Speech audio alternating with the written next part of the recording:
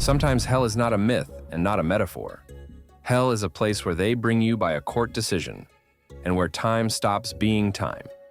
They do not count days there. They count how many times you woke up. In this episode, 9 prisons, where the word correction sounds like a mockery, where the walls do not just hold people, they break them.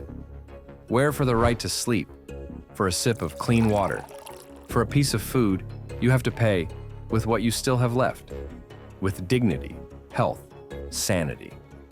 And yes, some stories from such places are so monstrous that government structures deny them, and eyewitnesses, on the contrary, insist on their own. That is why we rely on public testimonies, stories of former prisoners, and journalists' investigations. And we separate facts from rumors where it is possible. Buckle up, because we'll not be about movies. Further, we'll be about what people call life, only out of habit. This prison is often described with one word: overcrowding. But in reality, it is not just many people. It is when the human body stops being a human and becomes a place in a line. The complex was built for one number, and reality came with another. Thousands of people inside a space that is not designed for such pressure, neither physical nor psychological. In such conditions, the elementary disappears. Personal space, hygiene, normal food, clean water. And then the most dangerous thing disappears. The feeling that you are still living and not simply existing. Stories went around about Gitarama that make your fingers go cold. As if out of despair, prisoners could even encroach on the bodies of the dead in order to survive. The authorities called it inventions and horror stories for views. But some former inmates told something else. And when you have in your hands not one story, but dozens, you begin to understand. It really was too bad there, even if the details are debatable. A separate layer. Who exactly ended up within these walls? Many got there against the background of the tragedy of 1994, when the country went through genocide. In public consciousness, this mixed together. Accusations, mass detentions, lack of resources, an overloaded system. And in the end, it became a prison where guilt and innocence for many no longer decided anything, because the chance to get out turned into a lottery. Diseases there did not flare up. They lived there constantly. Infections, ulcers, severe complications from unsanitary conditions and crowding. People lost fingers, lost the ability to walk, lost their minds. And the most terrible thing, they lost the habit of being surprised. Because in such a place, horror becomes the norm. And here, a strashnia thought arises. When a person has to fight not for freedom, but for a place to sit down, this is no longer a prison. This is a survival test. And next will be a prison where they can not only deprive you of freedom, but also literally chain you to it.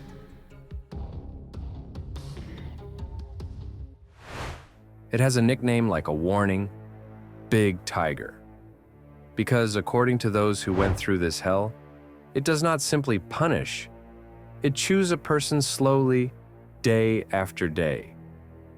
Kwang is one of the most famous prisons in Thailand, where murderers sentenced to the highest measure sat, and those for whom life sounds like a sentence without an end date. Once there existed a practice there that makes your skin crawl. The first months of imprisonment. Shackles on the legs. Heavy, metal, constant. And for those on death row, sometimes for years, until the very end. Imagine that every step is not a step. It is the sound of iron that reminds you. You belong to the system. You can think, you can pray, you can hate, but you still walk inside a chain. Over time, these measures were officially banned. They talked about this in 2013. But the prison itself did not become soft. Inside, there is an unspoken hierarchy. Someone can buy themselves better food, medicines, household little things. And someone survives on the minimum. A bowl of rice, a few vegetables, and an endless feeling of hunger. And then a separate economy of poverty appears. People work for those who have money, just so they do not fall apart. There are stories of foreigners who ended up there for a long time. One of the most famous cases is a Briton who spent years within these walls, who talked about dirt, crowding, and injuries that, in the absence of normal help, became almost deadly. Any scratch could turn into trouble, any infection into a threat of amputation. In such a place, you stop being afraid of punishment. You begin to be afraid of an ordinary cut. And this is a special cruelty. Not torture like in movies, but a slow destruction through conditions, tightness, constant stress, and the feeling that you are nobody here. But the next prison is no longer conditions. It is a philosophy. They leave here only in one form.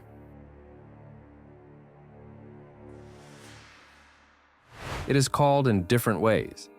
Officially, it is a special regime correctional colony. Unofficially, Black Dolphin. And this place has a grim reputation. If they sent you there, it is almost like a period at the end of a sentence. In this prison, they hold those whom the state considers the most dangerous. Serial killers, terrorists, cannibals, people behind whom there are long lists of victims. And this is important. Here, nobody pretends that they will correct a person with conversations in a handicraft circle. The logic here is different. Control at any cost. The architecture itself is like a symbol. Door after door, steel after steel, a cage inside a cage. The movement of a prisoner is an event that is accompanied by a ritual. By descriptions, a person is taken out so that he cannot memorize the corridors, with a blindfold, bent over, with hands fixed behind the back. Not just an escort, but a demonstration that orientation, freedom of movement, and even a direct gaze are a luxury that is not issued here. There are rules that sound like psychological torture. Hours when you cannot sit or lie down, constant checks, multiple rounds. Silence, solitude, food in the cell, so that communication does not become a habit. And this breaks you not faster, but more reliably. A person begins to talk to himself, to the walls, to emptiness. Yes, some are allowed books, newspapers, radio, as if it is humane.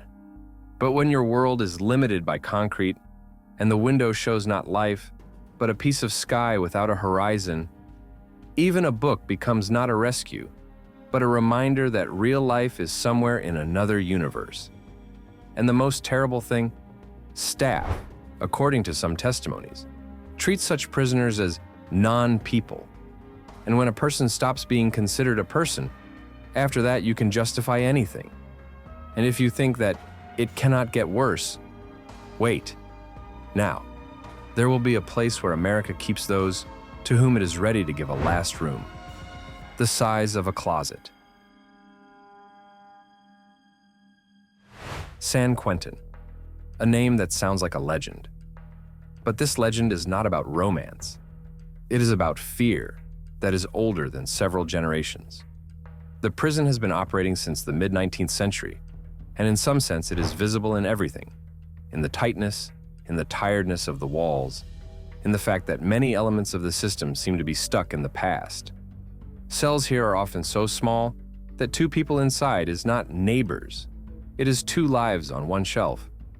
Bunk beds, minimum space, a metal toilet next to you.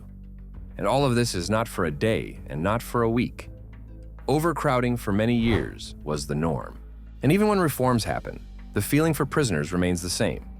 You live in a box where every movement is calculated, many hours a day, in these walls.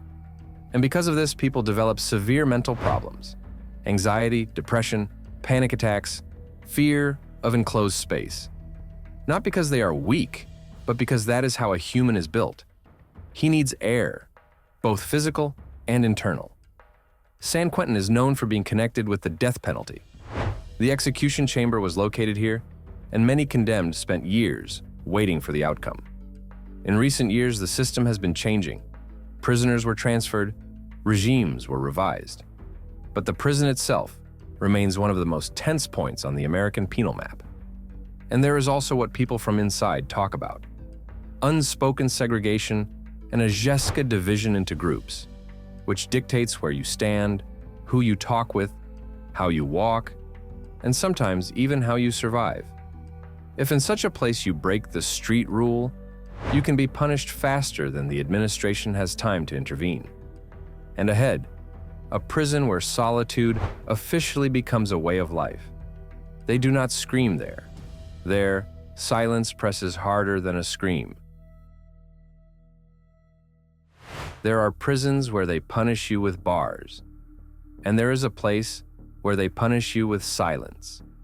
ADX Florence is that very supermax, where they send not just dangerous, but unmanageable, those whom the system is afraid to let out even for a second without control.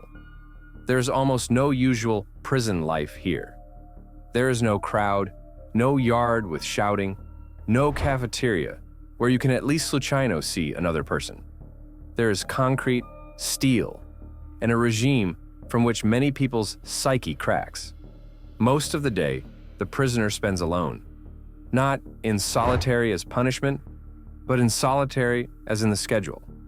22 to 23 hours inside the cell, food through a slot, conversations by minutes, like a rare privileged air, and the most eerie thing, the feeling that they did not just lock you up, but erased you from the world. The cells are small, everything inside is heavy, monolithna. You cannot move the furniture, you cannot assemble anything, you cannot break anything out, you cannot turn it into a weapon. Even the bed is not a bed, but a concrete slab with a thin mat that more resembles a compromise than Zabota. About ADX, they often say, nobody escapes from there. And not only because it is a fortress, but because it is built so that you cannot even mentally draw a map. Everything is arranged to deprive a person of orientirov. Where am I? Where am I going? What is nearby? How much time has passed? Sometimes they add a carrot for good behavior, a small television, a little more access to reading. But this does not change the main thing. Solitude here is not a pause. Solitude is the habitat. And even if someone is transferred to a softer regime, the mark from ADX remains for a long time. Because there are types of punishment that end on paper, but do not end in the head. And now, a place where they break you not with silence, but with demonstrative humiliation from the doorway. There they greet you, so that you immediately understand. The rules here are written not by you. About this prison, sources often speak as about an institution for the most dangerous, for those whom they do not trust either general blocks or standard regimes. In different stories, a name like Pev Payov comes up, and around it there are many contradictions. But one thing converges. The meaning of this place is not to correct, but to break. The surveillance system there is described as total. Cameras, corridors, sections, everything is under a gaze. And the most unpleasant thing is not that they watch you. It is that you quickly begin to feel you are an object over which they run an experiment, how long a person can withstand control. New prisoners, according to testimonies, go through a reception that looks more like a ritual of intimidation. In some stories, beatings and demonstrative humiliations appear, so that a person from the first day understands resistance here is not courage, it is a mistake. There are stories about strange methods of podavlenia. For example, when a prisoner is left in isolation with a limitation of vision, a helmet, a mask, the absence of normal orientation. This is not necessarily torture in the classical sense, but it is what presses very precisely. You stop feeling yourself the master of your own body. The harshest cells in such institutions are usually small, tesny, designed not for life, but for containment. Minimum space, minimum contact, minimum stimulus. You eat in the cell, you think in the cell, you grow old in the cell. And here's the main trap. Outwardly, it can look like just a strict prison, but psychologically, it works like a crusher. Day is the same, night is the same. You do not understand what changes, because nothing changes. The next prison goes a different way altogether. There, the state has factitiously retreated inside the walls. And when guards are replaced by the prisoners themselves, this is not freedom. This is another form of power. San Pedro is often called a self-governed prison. It even sounds interesting, right? As if people inside themselves arranged order, and everything works without cruelty. But reality, according to stories, is much more cynical. When power passes to those who have already broken the law, power becomes simple and direct. Whoever is stronger is right. Formally, there is security. But inside, as they say, it interferes minimally. Their task is to hold the perimeter, accept new arrivals, prevent large-scale riots. Everything else is internal rules. And then the prison turns into a small city where money decides almost everything. Not in a figurative sense, literally. Want a better place? Pay. Want a quiet neighborhood? Pay. Want normal food? Pay. Even housing inside, by descriptions, can be bought through local fixers who act like prison realtors.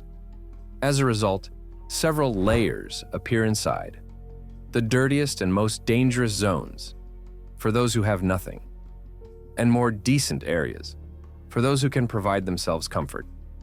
As if it is not a prison, but a market, only the price tags here are on safety. The special cruelty of such an arrangement is that the weak become rashhodnik, and those who are hated inside especially, for example, offenders against children or women, risk instantly becoming a target. And when a rasprava begins, there is nobody to intervene. Officially, nobody is inside. Hygiene, water, medical help, everything often comes down to payment and connections. Whoever has no support from outside looks for work inside, grabs at small tasks to somehow buy back elementary things for themselves. This is a prison where the punishment is not a cell. The punishment is living in a system where you have no resource to buy yourself the right to a calm night. But San Pedro at least looks like a city. And further, a place where the city turns into a den, and even the guards choose not to go inside without extreme necessity. About Mendoza. In the darkest stories, they say like this: there, the state holds the walls, and inside, gangs reign. And if in an ordinary prison danger is a conflict, then here danger is the atmosphere. You enter, and you feel that this is a territory where rules are dictated not by documents, but by force. In some testimonies, a story appears about a photographer whom they tried to dissuade from the visit, like, "You do not understand where you are going." And then, they made him sign a paper. The administration is not responsible for what will happen to you. And this already speaks louder than any words. There are details that make you uneasy. Walls with traces of shots. Stories that weapons can get inside. Celebratory shooting in honor of events. And if at least part of this is true, then inside there is not just crime, but crime that feels like the Hossein. Overcrowding by descriptions, there is also strashna. People have to sleep in a pile. Resources are at the limit. Unsanitary conditions become the standard. And when sanitation breaks, the human breaks too. Bags instead of toilets, bottles instead of normal conditions. The absence of doctors as a phenomenon. The most eerie thing is the feeling that death there does not happen by accident. Death there is expected. Not loudly, without dramatic music, simply as part of everyday life.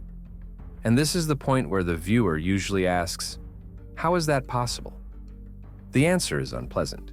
Everything is possible if the system is tired, resources are gone, and violence has become the language of management. But there are prisons that entered history not just by cruelty, but by catastrophes. And the next one is precisely such. There, one spark turned cells into a crematorium.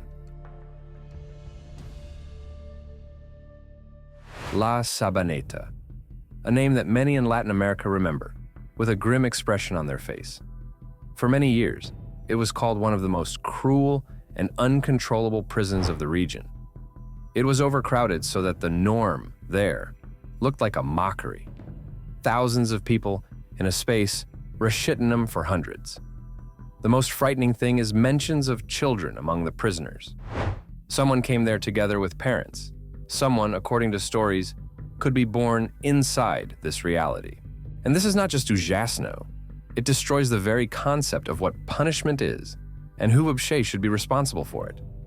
As in many places where state control is weakened, inside, by descriptions, gangs took the upper hand. A leader appeared whom they feared more than the administration. An internal politics began. Their own laws, their own reprisals, their own taxes, and their own wars. One of the bloodiest episodes that is often connected with this prison is a fire and a massacre, when an attempt to get out of the fire turned into the fact that people were met with violence. In dates, different sources sometimes get confused, but the essence does not change. There were very many dead, and this became a symbol of what a prison ends with, where power inside belongs not to the law. Later, the prison was closed, in the early 2010s. The prisoners were transferred, and the building itself was discussed as a possible museum of memory, so that people would see not horror stories, but the consequences of corruption, indifference, and a system that for too long pretended that everything is under control. And here is the main conclusion, from which it becomes uncomfortable. Some prisons are strashny, not because criminals sit there, but because the environment itself becomes a crime against a person. And also on the internet, a photograph is going around. People in cages, suspended above water. Everything looks like a scene from a nightmare. The problem is that the image has no normal source and no confirmed story. And that means it is impossible to assert something for sure. But the question remains, if such places exist, does society have the right to such punishments? And where's the line between protecting people and turning punishment into public cruelty? Write in the comments, are you for harsh conditions as insurance against crime? Or do you think that even a criminal remains a human? Write everything you think in the comments, hit like and subscribe to the Top Facts channel for compilations of the most incredible facts and videos from all over the internet. Thank you for watching and watch the previous incredible episodes.